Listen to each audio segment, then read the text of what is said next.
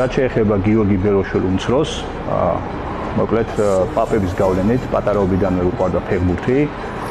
რამდენიმე წელიწადი იარა, შემდეგ რა თქმა უნდა მე არ ვერეოდი, არ უშლიდი რომ ფეხბურთელი გამოსულიყო, რაც მას სურდა, ის სპორტი უნდა ერჩია. შემდეგ რატომღაც ფეხების გასაძლიერებლად დაიწყო ვარჯიში. ალბათ გენეტიკა მიჩნია თავი და წონები გაზარდა, ვარჯიში შედეგი დაეწყო და ნელა უკვე დაიწყო სერიოზულად ვარჯიში. უკვე მეორედ გამოვიდა შეჯიბრზე, მიხარია რომ ორივეჯერ მედალი ჩემი ხელით ჩამოვკიდე საკუთარ შვილს.